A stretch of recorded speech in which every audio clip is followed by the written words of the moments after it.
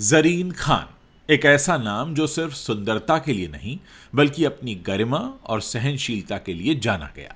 वो दौर था जब बॉलीवुड की दुनिया में ग्लैमर और गॉसिप दोनों बराबर चलते थे। जरीन इस सब के बीच भी एक शालीन चेहरा बनी रही, एक पत्नी के रूप में, एक मां के रूप में और समाज में एक सशक्त महिला के रूप में। उनकी जिंदगी ने कई उतार चढ़ाव देखे थे। संजय खान के साथ उनका रिश्ता शुरू से ही आसान नहीं था। एक वक्त ऐसा भी आया जब उनके विवाह को लेकर कई विवाद हुए, पर उन्होंने अपने परिवार को थाम कर रखा। उनके बच्चों में सबसे छोटी बेटी थी सुजैन। जरीन के जीवन की तमाम जटिलताओं के बीच सुजैन एक उम्मीद थी, एक नर्म रोशनी।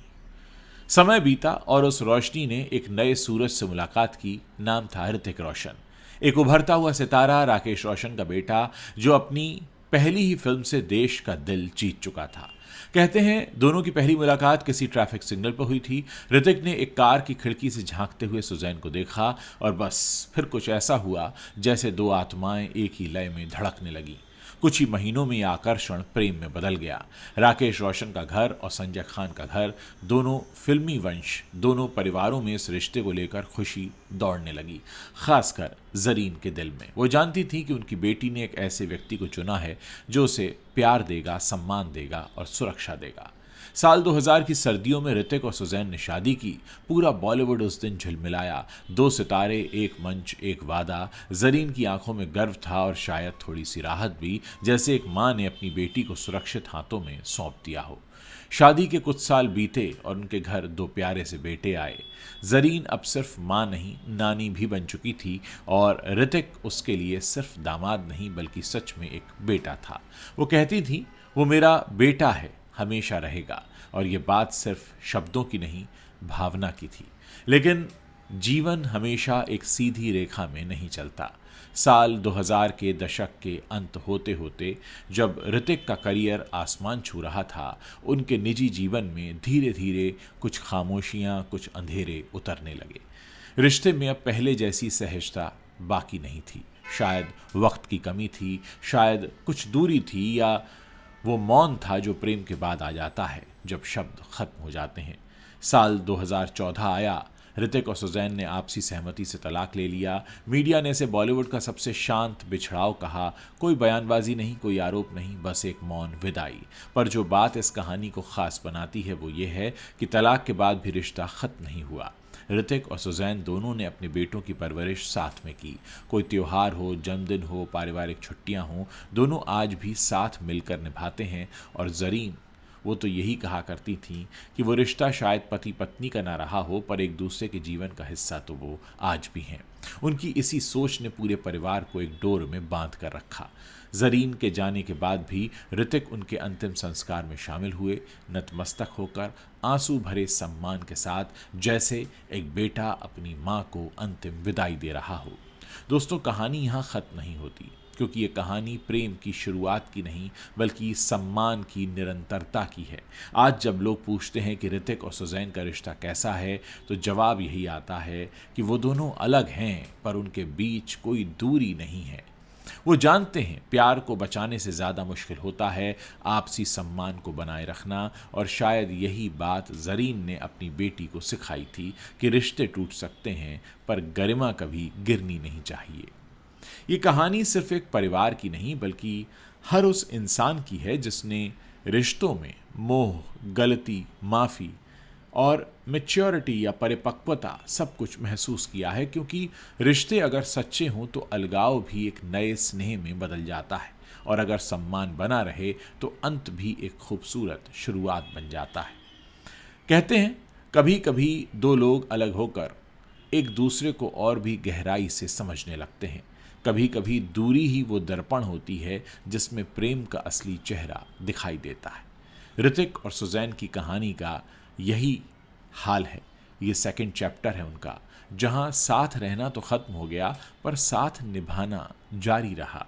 2014 की वो सुबह जब मीडिया बाहर खड़ी थी और मुंबई फैमिली कोर्ट के अंदर दो चेहरे, शांत पर सशक्त, किसी ने एक दूसरे से कुछ नहीं कहा, बस एक कागज़ के टुकड़े पर सिग्नेचर हुए और एक अध्याय ऑफिशियली बंद हो गया।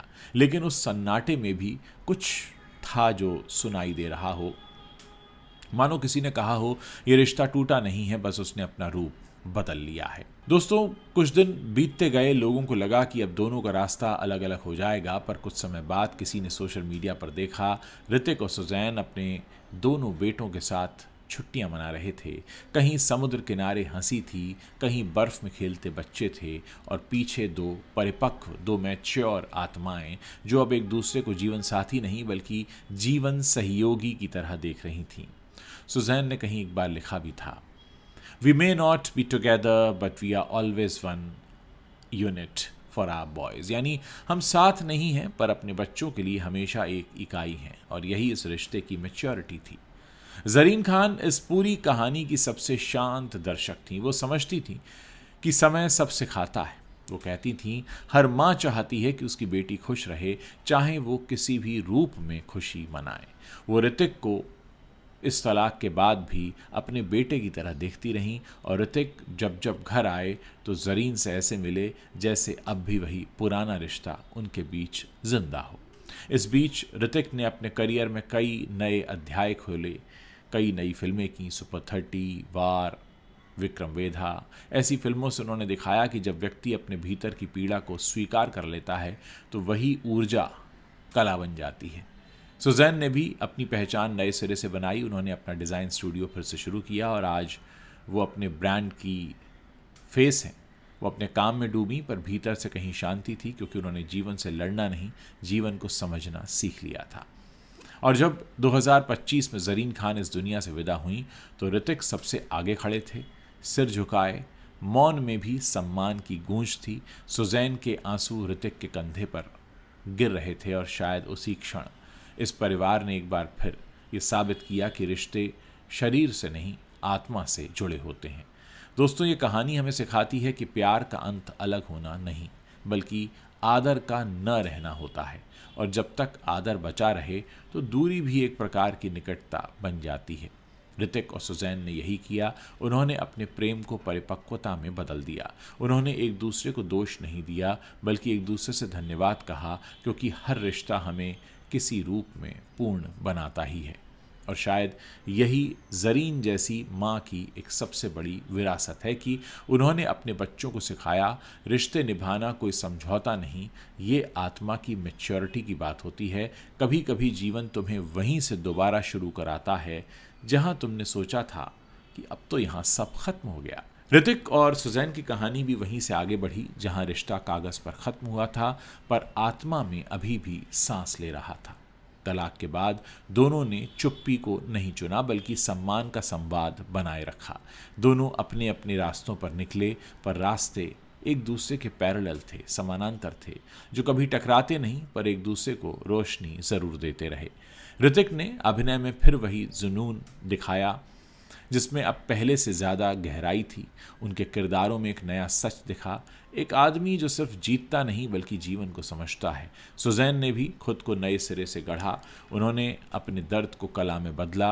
अपने डिज़ाइन स्टूडियो में वो जो घर सजाती थीं, वो किसी क्लाइंट के नहीं, ग्राहक के नहीं, वो उनके भीतर के खालीपन के हिस्से थे जिन्हें वो रंगों और रोशनी से भर रही थीं। धीरे धीरे दोनों की दोस्ती फिर से खड़ी हुई, पर इस बार उसमें अधिकार नहीं था, सिर्फ आदर था।